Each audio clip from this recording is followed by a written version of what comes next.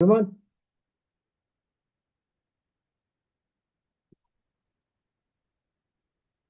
Okay, let's start the session.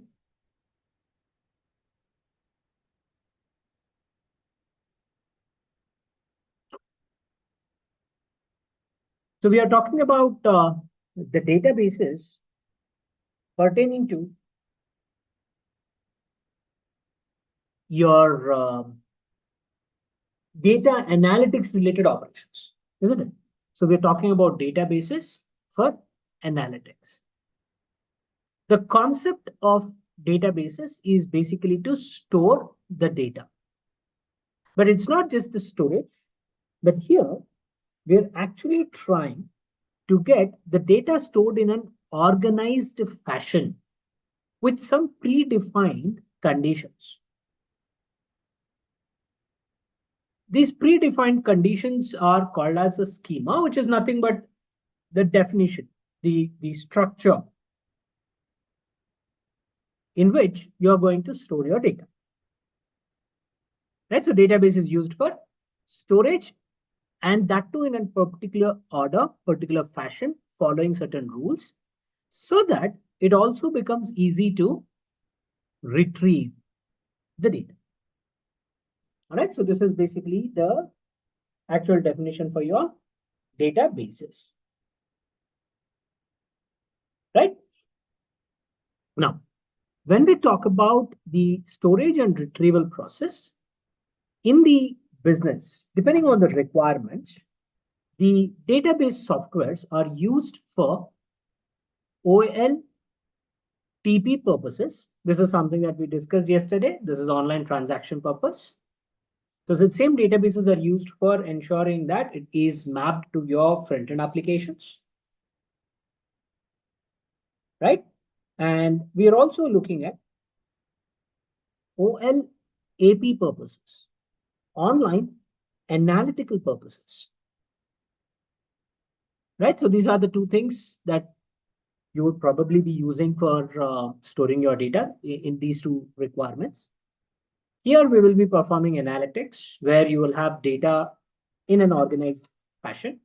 In OLTP, you will have the current data that your transactions are generating recorded. You can probably imagine that this would be the source of your data, and this would be your destination where all the data is accumulated for analytical purposes. All right, so this is the logic that we want to implement. Now, from the source to destination, the data has to be moved, right? So we'll only put one side arrow. From the source, the data comes into destination. This flow basically is called as a data pipeline, and using different architectural designs, we will try to construct these pipelines so that the respective teams or respective roles and responsibilities, right, the team members, they use the data for decision making. Right, so that's the overview of the data analytics, where we are talking about ETL pipelines. And when we talk about ETL pipelines, the sources becomes very important, the databases where your data gets accumulated. Now, there are different ways to communicate with the data that gets stored here. The software that we are using is called as DBMS. This is what we discussed.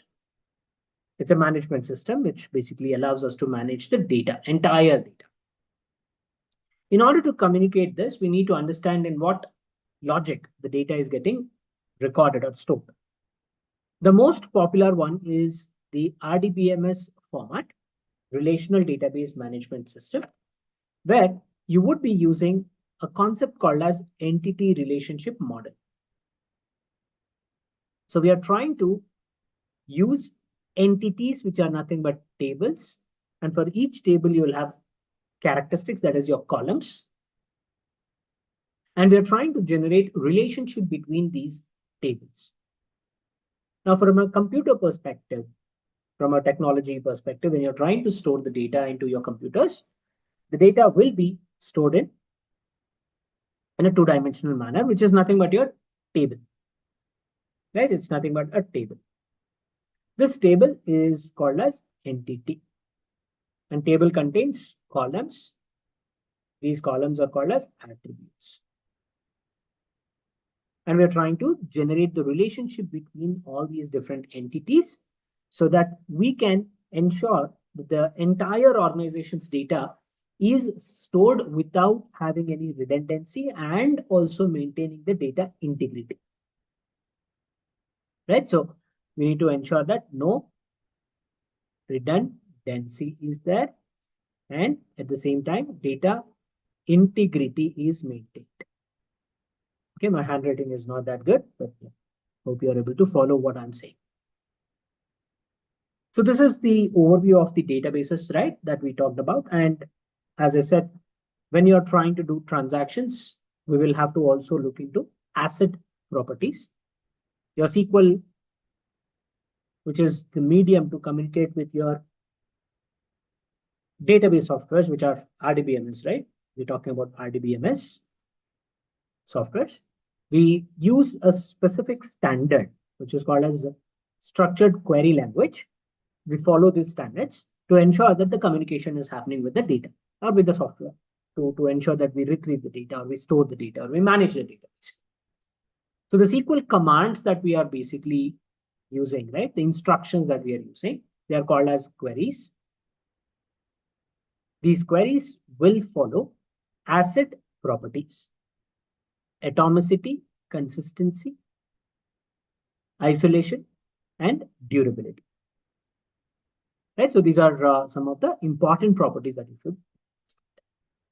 Now, using the single software, we are trying to manage the entire data that is getting stored for the organization. So here, from the hardware perspective, of course, you'll be using a dedicated server. You'll get the software installed, and then you'll start using that software. But from the storage, from the software perspective, from the management perspective, you would have to have different roles and responsibilities. The SQL commands that we talk about, right, from the management perspective, you can basically look into two different roles. One is the admin role. The other one is the end user. Administrative role basically allows us to create, manipulate, right, manage the user permissions itself, along with the data structure creation perspective. So here we'll basically deal with user privileges. We'll use the admin related activities to, I should say, create and manage structure and data. Whereas an user, you would only deal with data. You'll not be able to manage the structure. All right, this is the broad classification. Then from the operations perspective, you will be able to perform different types of operations.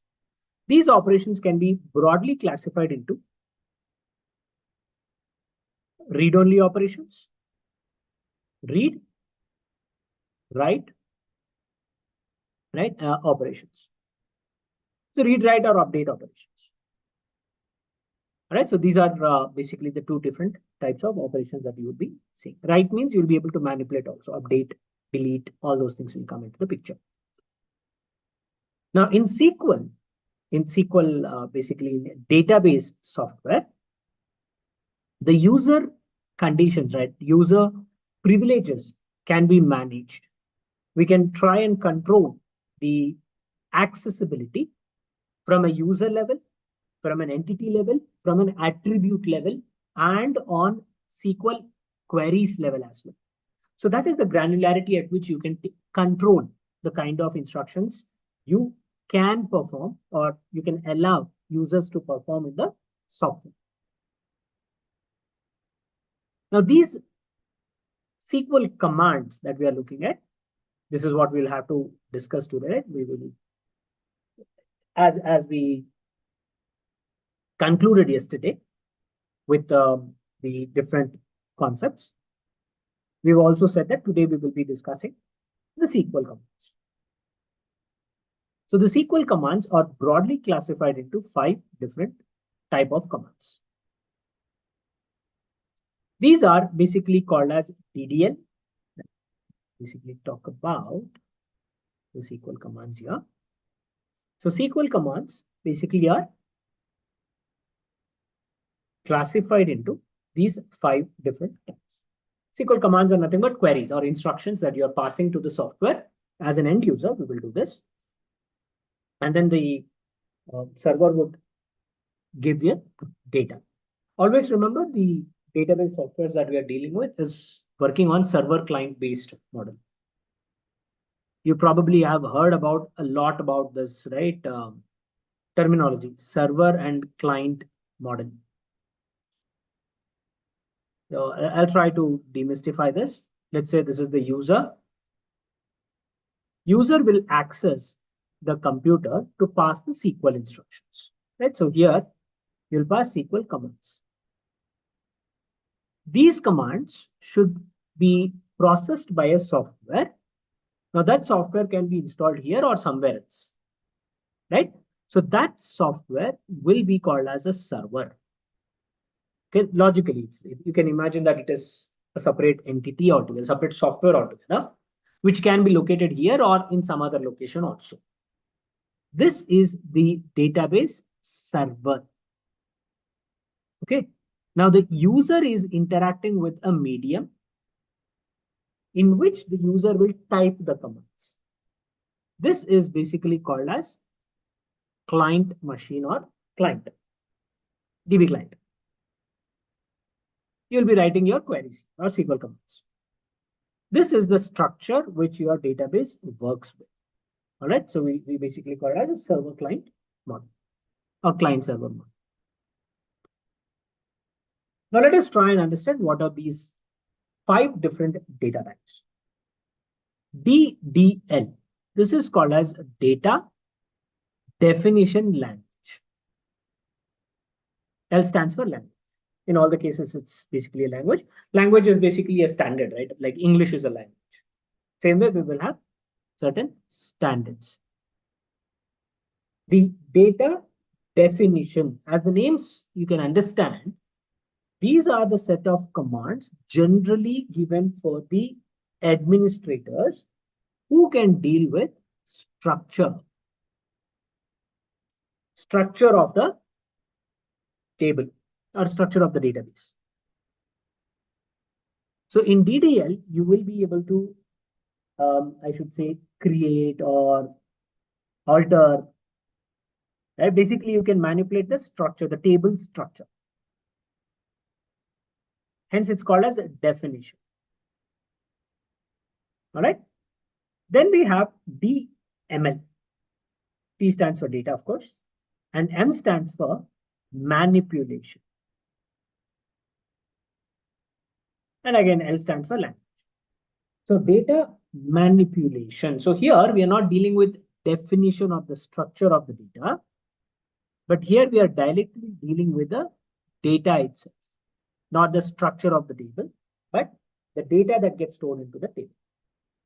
So here you will be able to directly load the data, that is insert the data or remove the data or update the existing data, right? So these are some of the queries that you can perform here in DML. Then comes the DCL commands. DCL commands stand for data control. D stands for data only. C stands for control. Now, what are you controlling? So data control language talks about giving, again, this is an admin related. DDL and DCL generally work in tandem. DCL talks about giving the permissions with respect to the structure accessing. Whatever the data that you basically have, right? What kind of access permissions can you give? Okay, controlling who can access, as you can see, control. So here either there are broadly 2 type of instructions here in DCL. Either you give permission or remove the permission. Right? So there are only two types of commands in DCL that we will actually look at. But what kind of permission is again a detailed discussion in itself. As I mentioned, you can control the access to the database, the entire database. You can control the access to a specific entity, that is a table, or a specific column of the table.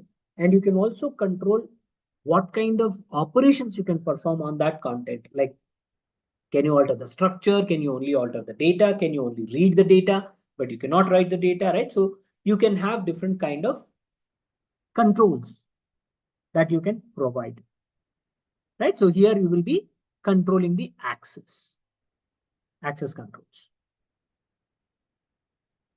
Then what is this TCL? T also seems, this also seems to have some control, right? TCL.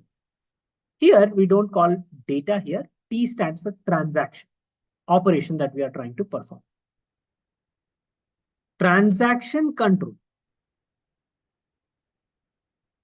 So when you're running some query, you probably will make some changes. You're right, instructing something and saying, hey, update. Now, when the update happens, what should happen after that updation or deletion? So that transaction can be made consistent, right? Can be saved. So the transaction level controls, can you basically commit the changes that you're doing, or you want to make the changes, undo the changes that you are done, roll back. Primarily, these are the two things that you can perform: save or roll back the transaction that you have performed. From an analyst perspective, an end user perspective, this is the most important access that we need to have. Again, this is called as data. D is coming back. So data. And here Q stands for query. Data query language. This is where you will do read, or we say retrieve your content. What you want to retrieve, how you want to retrieve, what logic you want to apply, from where you want to retrieve, right? All those things will come into the picture. All right, so this is basically the broad definition of the SQL commands. All right, now I want you people to take a guess. If I want to, let's say, design an entity relationship model, I want to come up with a database. So what commands I should see? I'm an organization, right? I'm a startup and I'm coming to you. You are a database developer. And I'm saying, hey, I need to start the database service for my operations. So what would be the first thing that you would do? Which command would you try and access? DDL, DML, DCL, TCL, or DQ? As the first action, what would you try and perform? If I am a startup, I'm asking you to design my database. So what would be the first thing that you do?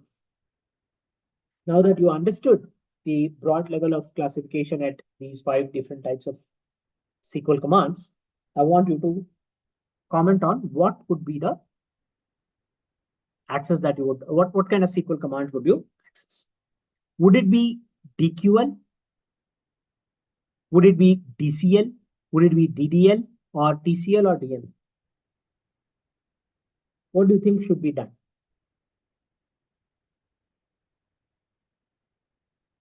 Let's see, would answer that question.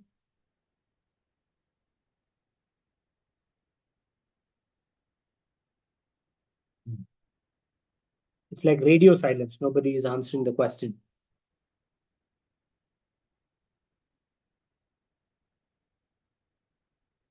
Very good. You got the answer.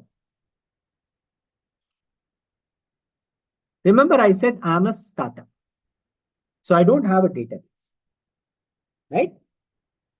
The first thing is you'll have to define the structure. Yesterday, I was talking about trying to understand right. I mean, I was trying to explain. I would rather rephrase it. I was trying to explain the concept of the database design, ER model, right? So if when you're trying to use this RDBMS softwares, it's like the same process that you would follow for constructing a house. You need to first get a design ready. You need an architecture who can plan everything. After that, you'll have to first get the design ready and then you start constructing. So that definition can be done using DDL commands. You're defining, right? So data definition. So once the ER model is getting ready by your data architects, functional people, right? All those people will get involved and then decide what kind of tables should be there. Within each table, what kind of columns would be there, how many teams are there, what their operations are. Once you understand the business, you will be able to design your data models. This is generally done by data architects and your business folks.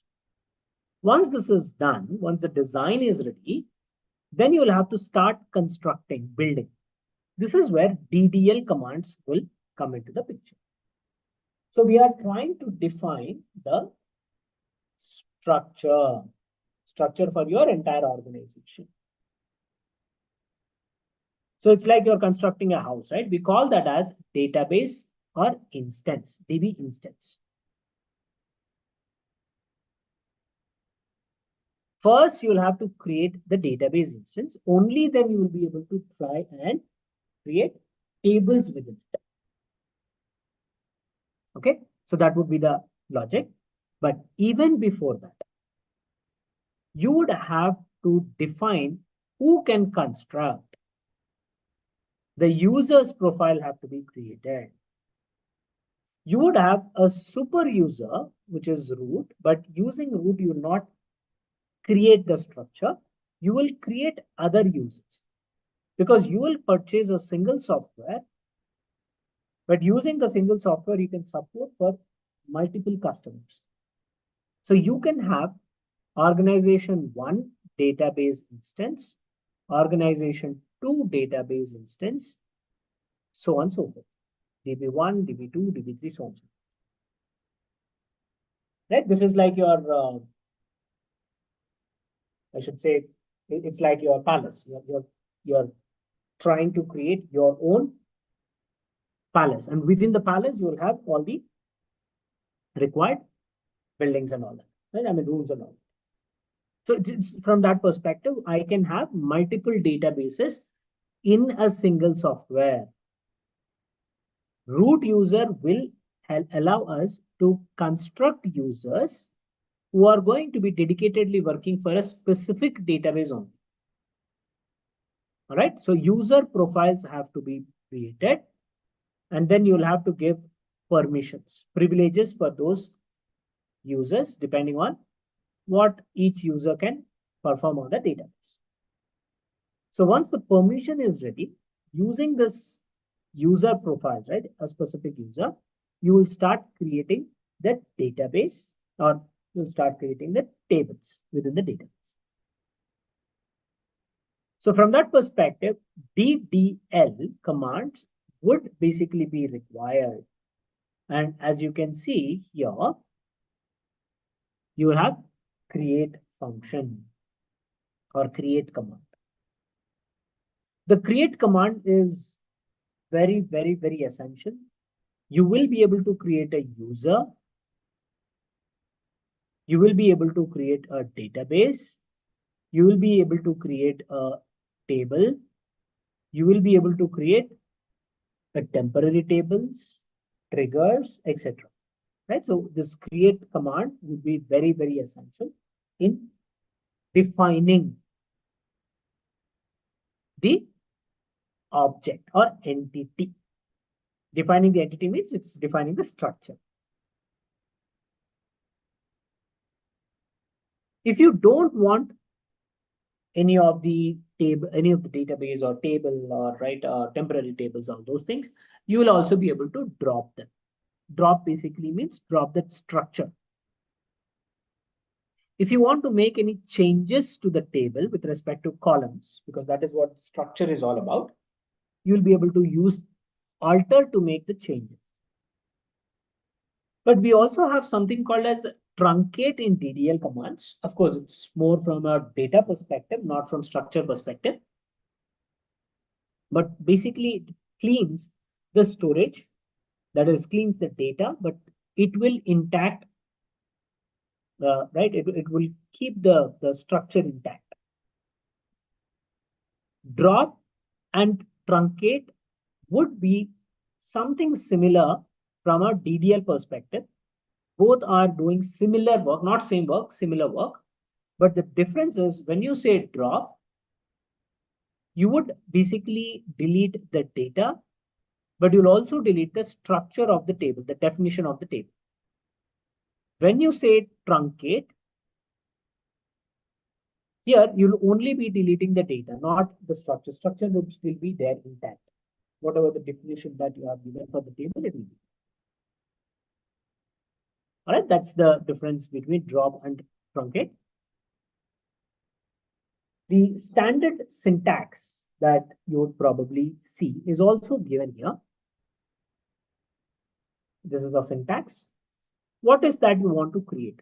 Do you want to create a database? So you can give create database and the name. If you want to create a table, you can give the keyword called create table and then table. Like, and so on and so forth. If you want to create a user, you will say create user.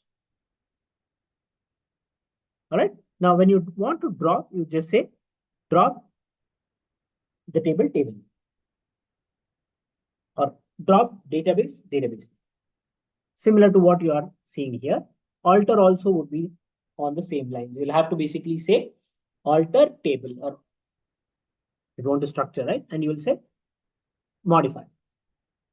You want to modify the column definition, right? So you can modify the column definition. But if you want to add, you can use the keyword called add. Right? If you want to drop, you probably say alter table, drop column. Let's column level manipulations are happening using the alter table. These are the commands in DDL. Now coming to DML, as I said, once the structure is ready, here we are creating the structure, right? But that structure would be empty. You're basically saying, hey, this is my table. Okay, you're basically defining your table like this. This would be empty. Only columns and column names will be defined. That's the structure. But DML will ensure that it allows us to use the structure and manage the data. When I say manage the data, it is basically allowing us to add the data or remove the data or make some changes to the data.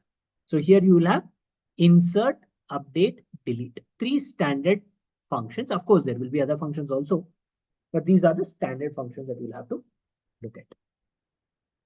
Insert basically is allowing us to put data into the table, right? Load the data into table.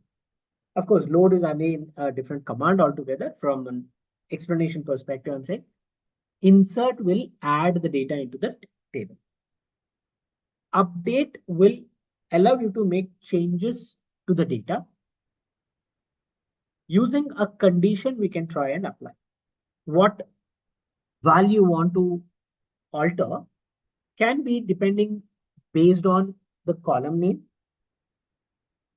or based on some condition on those columns.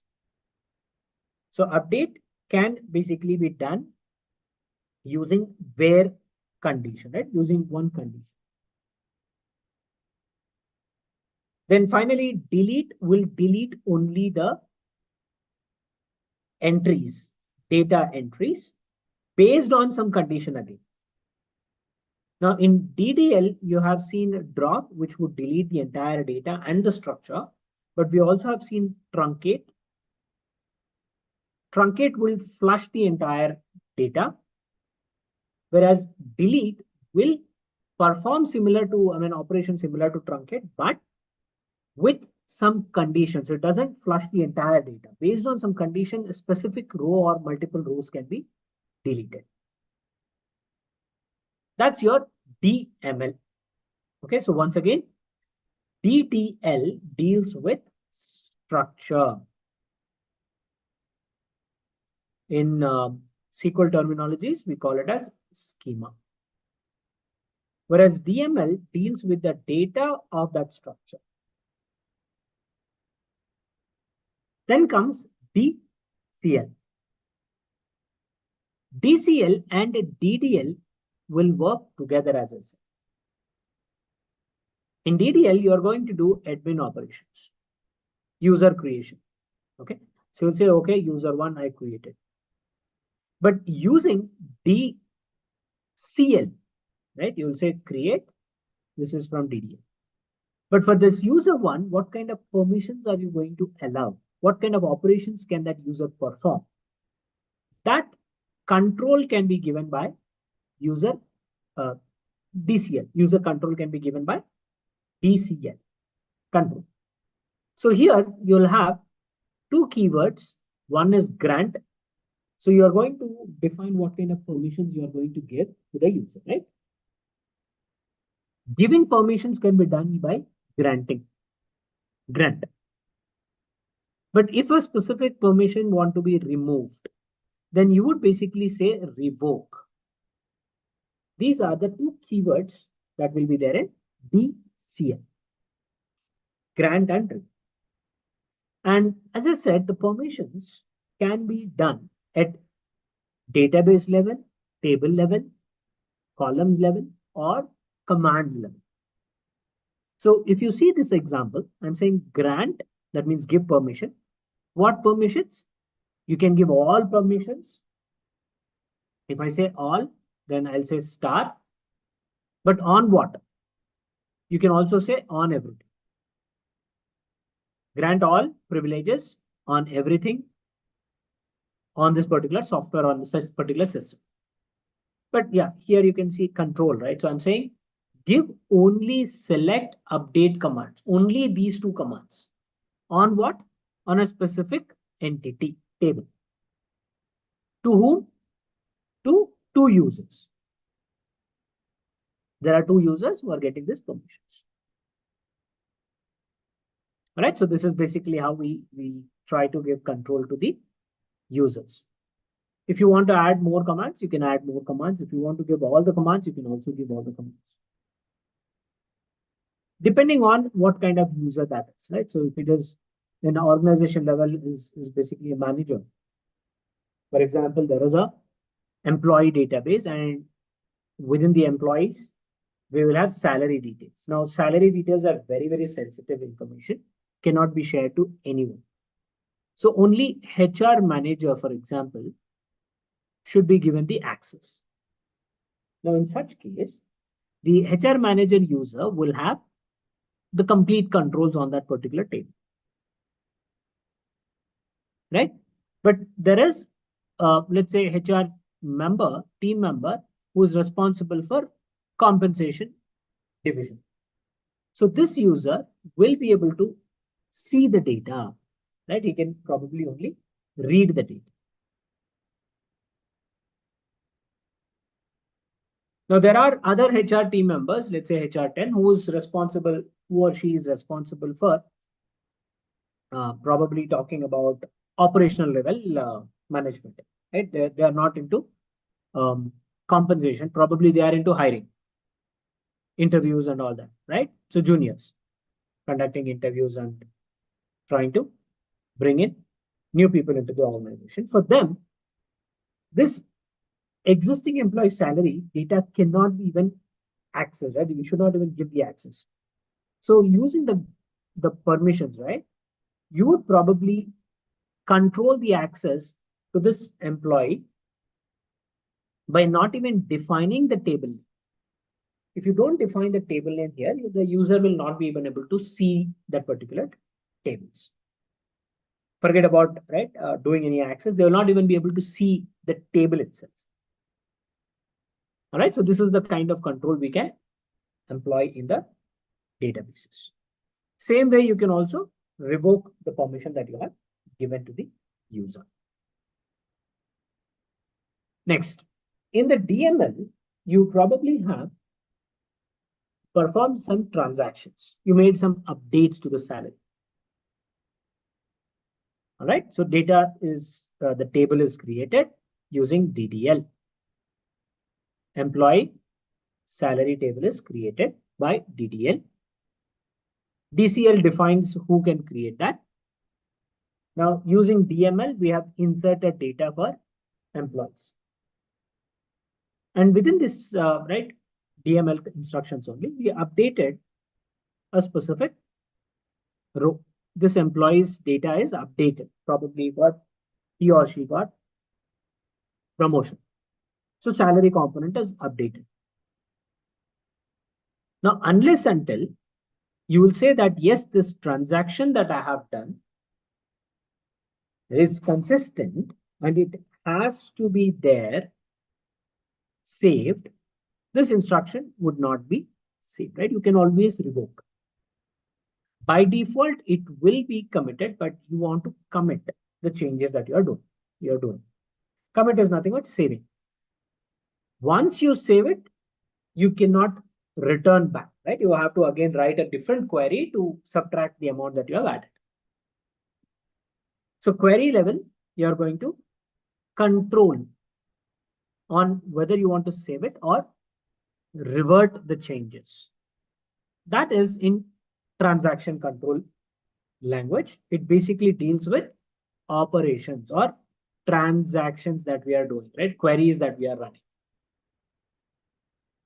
With respect to data, right? So I'll say data transactions, not schema transactions or structured transactions, but this is with respect to data level transactions. Commit basically will save whatever the transactions that we have executed. Any changes that those transactions are making, those changes will get saved. We call it as commit. Rollback talks about reverting the data back to the original status. And then we have save point. Save point are basically like checkpoints. Regularly, we will create these save points so that if in case there is any problem, we can at least go to that particular save point. It's like video games.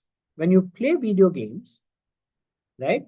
Probably in the video game, you're basically having chances, lives, whatever that is, right? This is the finish.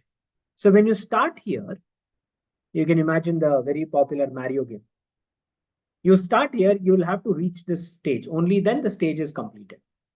But what if in the interim at this stage, you made a mistake in the video game and your chance is gone?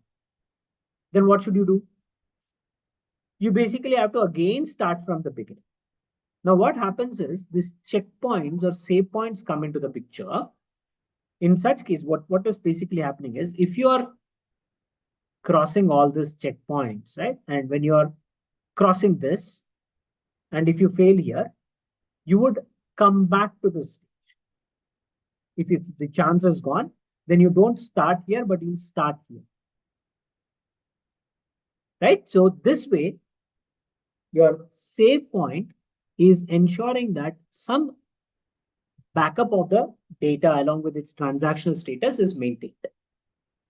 So that in case, if you want to make any very big transactions or when you want to roll back any big transactions, you will be able to use these save points to control that entire transaction rollback or backup, right, that we are trying to do. This is the TCL, transactional control.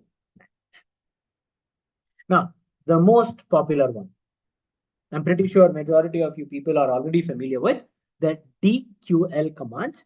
This is the command which is done by the user level. And we only talk about read permissions. DQL only talks about read or, as I said, retrieve the data that you want. That's all. And DQL contains only one specific keyword, which is called as select. Only select. Now, can anyone tell me what is the syntax of select query? If I want to retrieve some data, right? So there is a database. It contains many tables. And I want to retrieve some data from this database. So what command should I employ? I'm saying it's DQL only, select. But what is the syntax? After select, what we will get? Can anyone comment?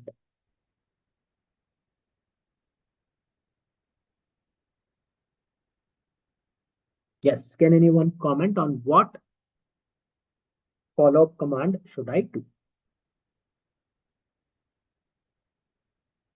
After select, what is the keyword or what are the conditions that we will have to complete the sentence?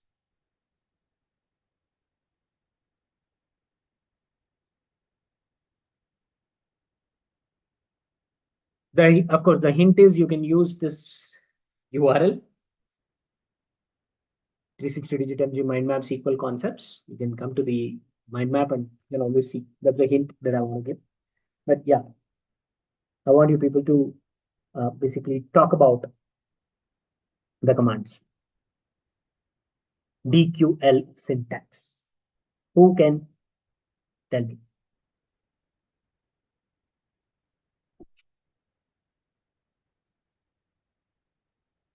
Okay, so when we talk about, nobody answered, very good. So when we talk about query, I want to retrieve, I want to get some data out. There are multiple tables, right? Entities are there. So this is a table. Now I want to select something. So what is that I want to select? You have to give the name, right? So here you can say column or entire table. Star means all the columns. Table is nothing but collection of columns, right? So you'll basically say what you want to see. But where are these columns? Right? So here you will again have another keyword called from. So you'll have select and then you'll have from. I want to see something, but from where? Okay. So that where comes here. Here you're basically talking about a table name. You have to give the entity name. All right. This is the standard syntax that you will have for select query. If you want to put some conditions, then you will extend the same query. You're going to extend the query. You will say select column 1, comma, column 2, comma, so on and so forth. From, you will say table. Now the keyword comes where. Where is just one of the clause that we will be using. There are different clauses that we can use along with the select query. But where is the clause that you will have to look out for? When you put where, I'm writing here, you would put some condition. Based on this condition, whatever data in that particular table satisfies this condition, right? On these columns, only those fields or only those rows will be written. Based on the condition, whatever is satisfying, only those rows will be written. So conditions based retrieval. This is just retrieve everything from the table without, there's no condition. You're basically saying get everything or get the specific column. But here I'm getting all rows because I have not put any condition. Here I would get rows which satisfy the condition. All right, only those rows which satisfy the condition. All right. So this is how you can run your SQL queries. So 5 types of SQL queries we looked at: DDL, DML, DCL, and TCL. You can basically put all of them into one category to start with, and this DQL into one category. All right. So I'll basically say from here to here, it is all admin related activities, whereas this one is the end user activity. All right. Now this admin could be the actual administrator or the developer. You can basically say a developer or administrator. Administrators basically control the user access. Typically, they control the user access and of course DDL, user creation. In DDL, you also have schema creations. So some of the developers can do DDL, DML, and then you can also have, of course, this is basically DCL, I should say. User access is nothing but DCL, right? And some of the development activities will be TCL activities. Now the end user, again, here also you can have an end user who is basically making some changes, right? Retrieval. If I put that, then there would be a developer also coming here, but I don't want to segregate at that level. So I'll basically say end user is only doing read operations. So that means only DQL will be there.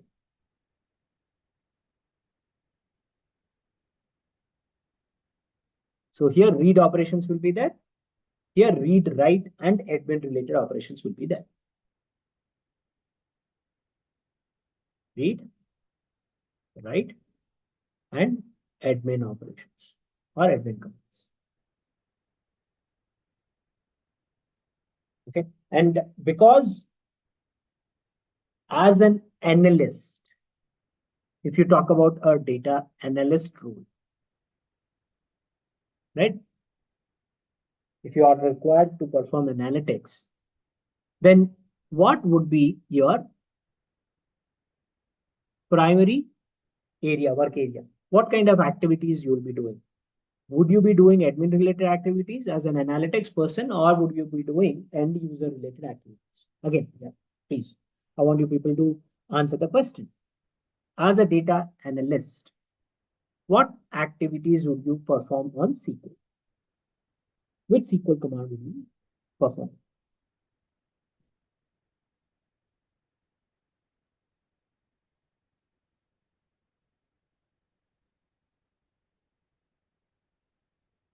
Go ahead, Kunal.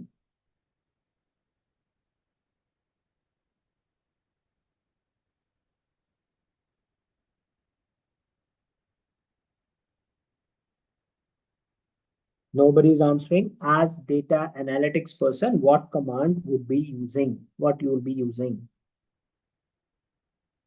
Would you be using create, insert, grant, commit, or select? Which one would you be using? Again, no answers. As a data analyst, you will not control anything in database.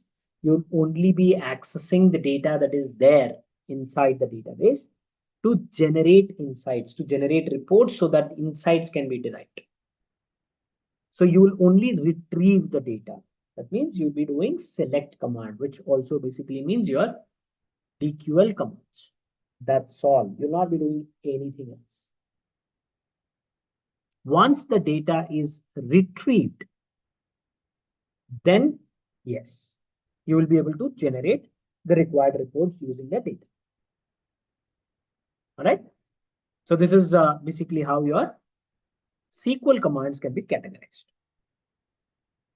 Now, when you're trying to store your data, always remember from a computer perspective, the data should follow certain standards. These are nothing but data types. It could be any programming language or any software. When it is dealing with data, the software should understand what type of data is getting stored. And this data type is something should be understood, because in the schema, in the structure that you are defining, you will have to give this data type definition only for the column. You're not just labeling the column. Labeling the column means you're saying, okay, this is a sex column, this is age column, this is name column, this is ID column. So if I say employee ID, or I'll say employee name, right? If it is an employee database, then you'll have these columns, right? So you're defining the column names for the table. We are not interested in only the column names. Column names is more from a logical business standpoint. But for a software standpoint, you are going to say that in this column, we will be storing a specific type of data. What is that data? That is defined as data. It can hold only integers, or it can hold float data, or it can hold alphanumeric data, employee ID, right? So it can also have names and numbers. It's basically called as character data or string data. So there are standard names that you would be seeing. To start with binary, binary is basically 1 or 0, right? Boolean, we also call it as Boolean data type. Like is active, attendance, eligibility, access. These are the column names, and you will say 1, 0, right? Yes, no, this kind of Boolean values. Most importantly, you will be dealing with numeric and non-numeric data. And when you talk about numeric data, predominantly we will be using integers and then float or decimals. Float or decimals both will have decimal data points, not integers. Integers will not have any decimals. All right, it's whole numbers. It could be positive or negative, but it will be a whole number without any integer. Whereas when you talk about float or decimal, you will have decimals. The difference between float and decimal, you can see, right? It can basically be any decimal numbers, right? One or more decimal values. Whereas in decimal, you are going to define the fixed number of digits after the decimal. Here, there's no such fixed values, but here after decimals, how many decimal points should be there? That would be defined. This is the syntax. Now, when we talk about non-numeric data, you would basically be talking about character, var character, and variable character. That is, var char is nothing but variable character, and then text. Text data, as the name says, it's just pure text where you will have different comments, right? Sentences. Whereas character or var char, which is nothing but variable character, would basically be fit into the columns with specific size. Character data will have fixed size. That means you need to for sure have those many values. So each space should be filled with some character. It's not numeric data, that is text data only, or character data only, but the fixed size is fixed. If you say 4, then 4 characters have to be there. Here it is 6. That means 6 characters should be there, not less, not more. But when you say variable character, it's nothing but variable length character. And here you can have, again, alphanumeric values. Each character, right? Each value is be treated as character only. But here, the size that you are defining is the max size. You cannot grow beyond it, but you can have up to those many values. The values can vary. So I can have 4-letter word, or I can have 20-letter word. If I say employee ID as 20. All right. So that's basically can have name or these kind of alphanumeric values. So this is with respect to non-numeric data. Now in SQL, we also have date type, date data type. And in the date, we will have date, date time, timestamp. Now, very, very important, friends. When you talk about SQL, SQL is basically a standard. It's like a language, right? You're basically having some standards. For example, English is a language. But English in UK, it will have slight variations. In Australia, it will have slight variations. In US, it will have slight variations. In India, it will have slight variations. Isn't it? So different countries will have slight variations in the same English language. Same way, SQL is a language with variations, and those variations are associated with the softwares that we are using. For example, when we talk about RDBMS softwares, there are different providers, different developers or different organizations who develop the softwares. The most popular one is Oracle database, Oracle DB. It is one of the first commercialized RDBMS which was released in the market. But we also have Microsoft SQL Server, SQL Server, so on and so forth. There are many other organizations or many other companies which come up with RDBMS software. The most popular one is MySQL, of course, which is owned by Oracle. MySQL is owned by Oracle, but this is open source. This is free. Whereas here you will have commercial softwares only. You'll get free version here. And that is also the reason why you'll get MySQL being more popular. If you want license, you can take license for MySQL. Likewise, Oracle database also comes with trial version and commercialized version. But this is more popular from open source perspective. MySQL. We also have other softwares, right? Like Postgres is another very popular one in DBMS. That is also an open source software.